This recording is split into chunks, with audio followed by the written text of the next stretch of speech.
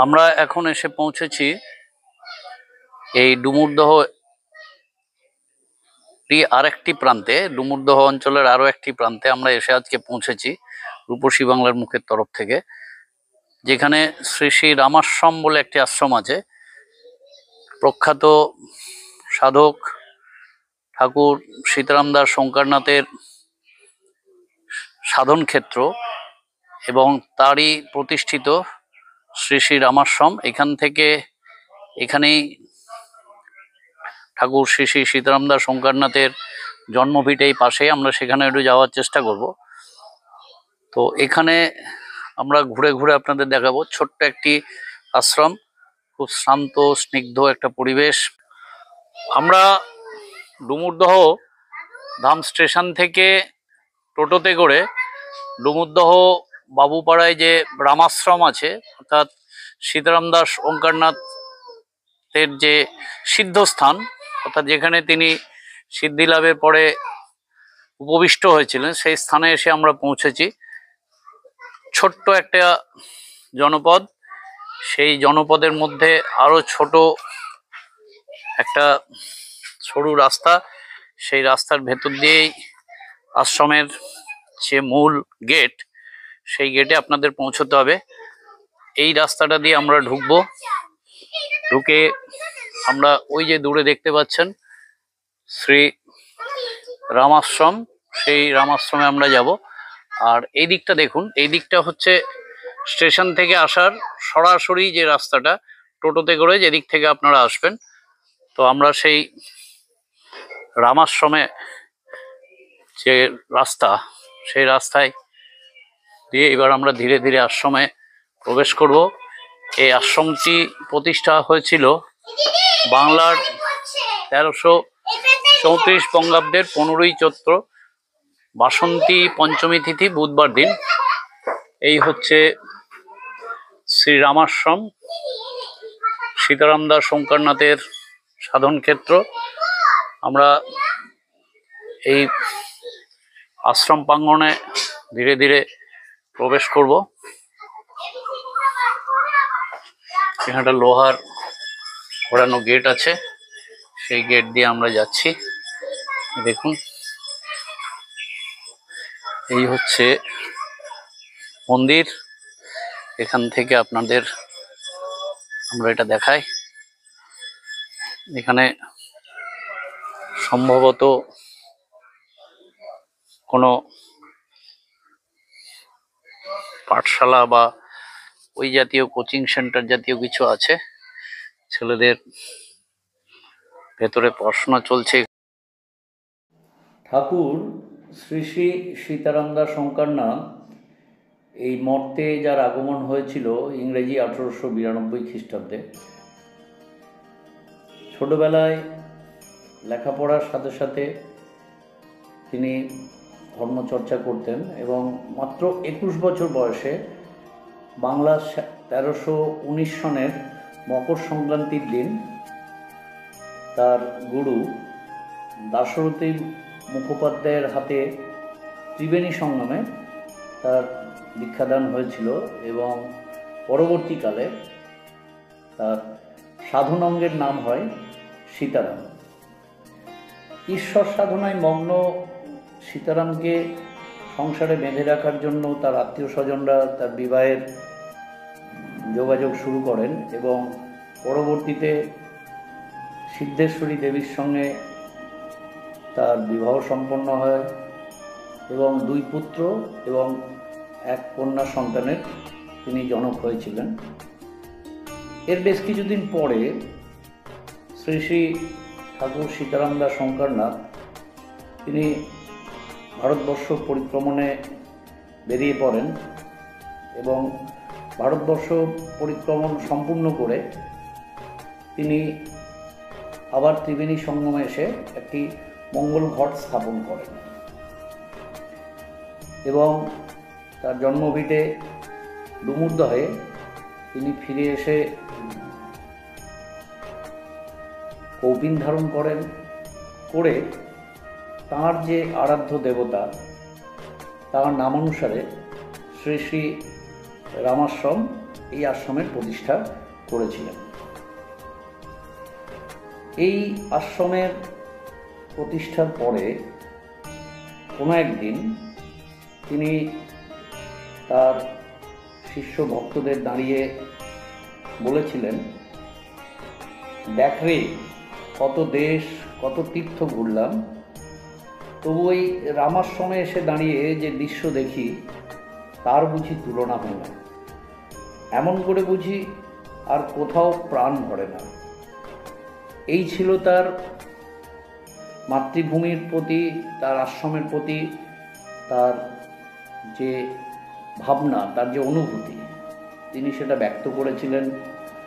কোনো একদিন রামাশ্রমের তুলসী কাননে দাঁড়িয়ে যখন সূর্যের শেষ রশ্মি ছড়িয়ে পড়ছে আকাশে, গঙ্গায়, তুলসী কাননে আর সীতারামের সর্বাঙ্গে, তখন শান্ত দৃষ্টি মেলে তিনি দাঁড়িয়েছিলেন পতিত পাবনী জাহ্নবীর জলের পানে স্থির স্নিগ্ধভাবে।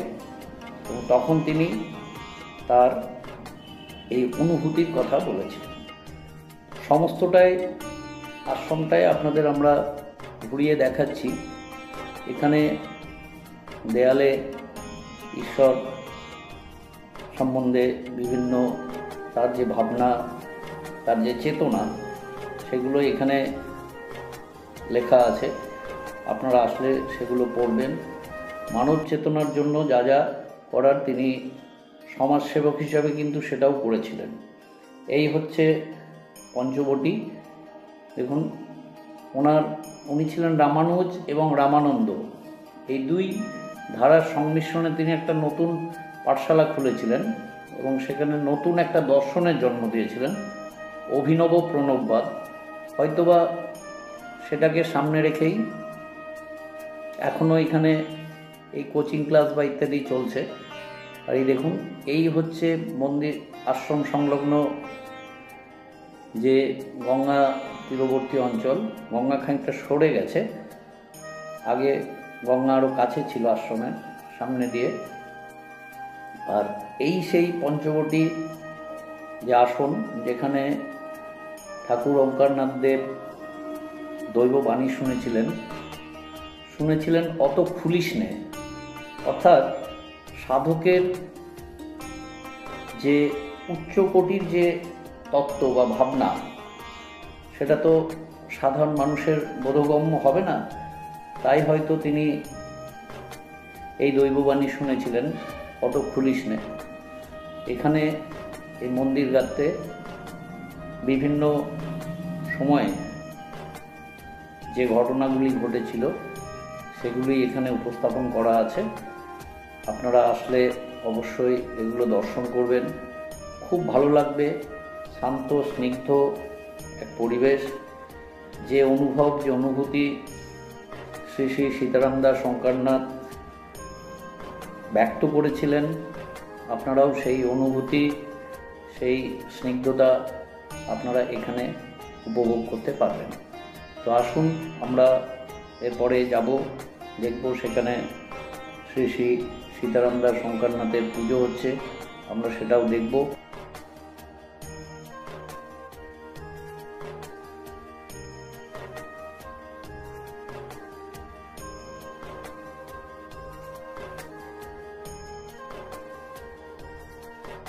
আমরা ধীরে ধীরে ঠাকুর শ্রী শ্রী সীতারাম দাস ওঙ্কারনাথের সমাধিকক্ষে প্রবেশ করছি। সেখানে তার নিত্য পুজো হয়ে থাকে, সেই পুজো আমরা আপনাদের দর্শন করাচ্ছি।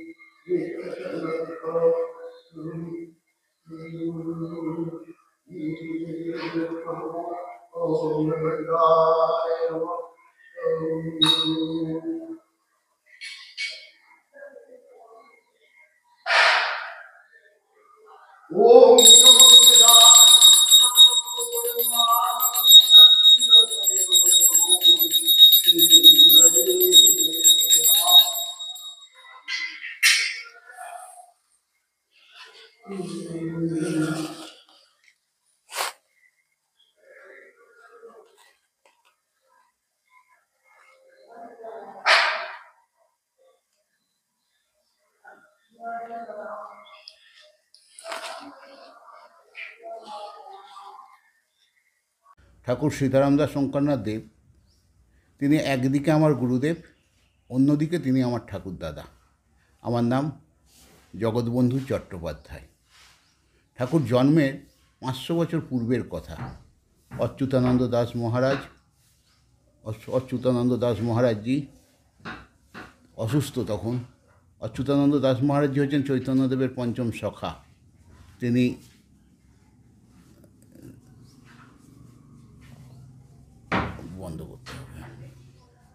তিনি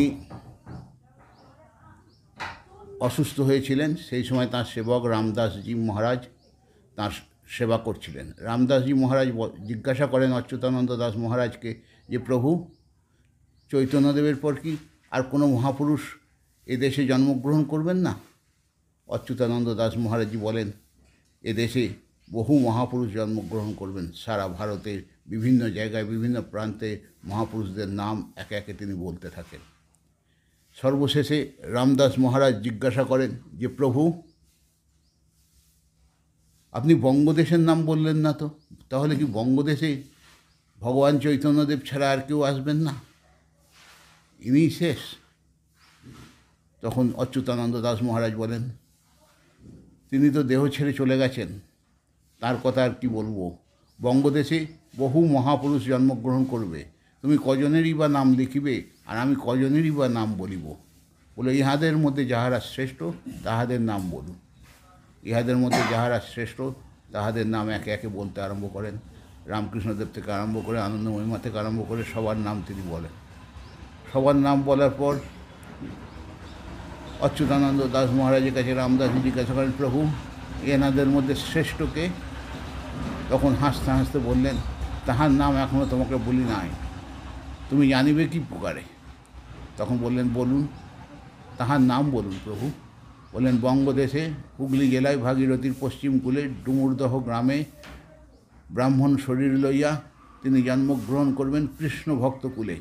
তাহার নাম হইবে প্রবোধচন্দ্র চট্টোপাধ্যায়। পরবর্তীকালে তিনিই হবেন ঠাকুর সীতারাম দাস শঙ্করনাথ। ভগবান সীতারাম দাস শঙ্করনাথ দেবের মধ্যে থাকবে হরির ভাব। তিনি হরি হলেও তিনি শিবভক্ত হইবেন। আমরা এসে পৌঁছালাম শ্রী শ্রী ঠাকুর সীতারাম দাস শঙ্করনাথের যেটি আদি বাসগৃহ, সেখানে। ঠাকুর শ্রী শ্রী সীতারাম দাস শঙ্করনাথ 150-রও বেশি ধর্মগ্রন্থ রচনা করেছিলেন এবং 60টিরও বেশি মন্দির এবং আশ্রম সারা ভারতবর্ষে তিনি তৈরি করেছিলেন। তার মধ্যে উল্লেখযোগ্য একটি, যেটি আপনারা দেখতে পাবেন বরানগরে বিটি রোডের ধারে ডানলপ মোড়ের কাছে, মহামিলন মঠ, যেটি কিন্তু তার নিজের হাতেই প্রতিষ্ঠিত। দেখুন, এই দ্বিতল বাড়ির নিচের তলে এখানে ওঙ্কারনাথ দেব এবং তার সহধর্মিণী সিদ্ধেশ্বরী দেবীর মূর্তি নিত্য পূজিত হয়। সেই মূর্তি আপনারা দর্শন করছেন। এরপরে আমরা ওপরের তলের দিকে যদি ধীরে ধীরে অগ্রসর হয়, অর্থাৎ দ্বিতলে, তো সেখানে যে ঘরটিতে ঠাকুর বসবাস করতেন এবং এই সেই ঘরের কাছে ওনার পৌত্র জগবন্ধুবাবু আমাদের নিয়ে গেছেন। ঘরটি বর্তমানে বন্ধ আছে। আর এই যে জানলা, এখান থেকে উনি শিব দর্শন করতেন।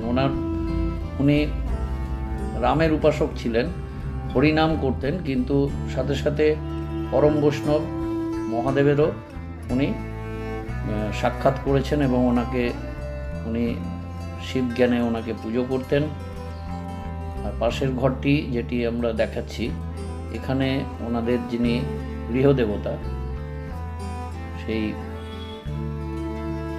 গৃহদেবতা শ্রী শ্রী বৈজনাথ এবং রাধারানীর শয়নকক্ষ। আর এপাশে এটা দেখুন, এখানেই শ্রী শ্রী বৈজনাথ রাধারানী এই ঘরটিতে পূজিতা হয়ে থাকেন।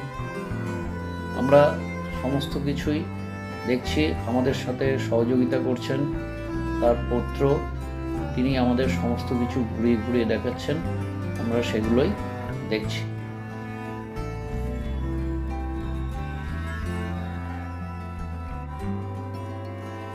এই হচ্ছে ঠাকুর সীতারাম দাস ওঙ্কারনাথদেবের চর্ম আসন।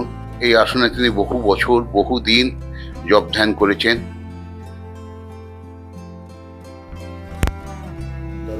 সেই মন্ত্র এই মন্ত্রগ্রামের মধ্যে রয়েছে। এই মন্ত্রগ্রাম তিনি তার পুত্র, অর্থাৎ আমার গুরুপুত্র ঠাকুর সীতারাম দাস ওঙ্কারনাথদেব আমার গুরু, এবং আমার পিতা হচ্ছেন সেই অর্থে আমার গুরুপুত্র। গুরুপুত্রের হাতে দিয়ে বলেন আমার পৌত্র জগৎবন্ধুকে এটা দেবে। সেই গতি আমার কাছে রয়েছে।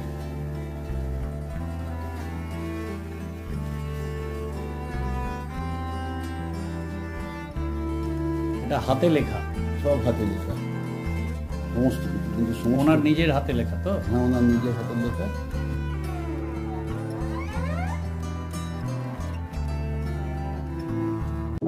রূপসী বাংলার মুখের তরফ থেকে হুগলি জেলার এই যে ছোট্ট জনপদ ডুমুরদহ, এই ডুমুরদহে আমরা আজকে এসে পৌঁছেছিলাম শ্রী শ্রী ঠাকুর সীতারাম দাস ওঙ্কারনাথের বাসগৃহ শ্রী বৈজনিকেতন এবং তার প্রতিষ্ঠিত আশ্রম শ্রী রামাশ্রম। এই দুটো আপনাদের আমরা যথাসম্ভব চেষ্টা করেছি দেখাবার। আমাদের এই উপস্থাপনা যদি আপনাদের ভালো লেগে থাকে, দয়া করে আমাদের শেয়ার করবেন, লাইক করবেন, সাবস্ক্রাইব করবেন এবং মূল্যবান কমেন্ট করবেন, যাতে আগামী দিনে আমরা আরও ভালোভাবে আপনাদের কাছে উপস্থাপন করতে পারি। আপনারা যারা এখানে আসবেন, হাওড়া স্টেশন থেকে সরাসরি কাটোয়া লাইনের লোকাল ট্রেন ধরে 1 ঘন্টা 20 মিনিটের একটা জার্নি করবেন, করে ডুমুরদহ স্টেশনে নেমে সেখান থেকে পায়ে হেঁটে বা টোটোতে করে আপনারা সেখানে পৌঁছে যাবেন।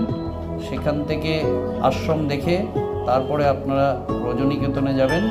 সকলকে ধন্যবাদ জানিয়ে আমরা আজকে আমাদের প্রতিবেদন শেষ করছি। নমস্কার।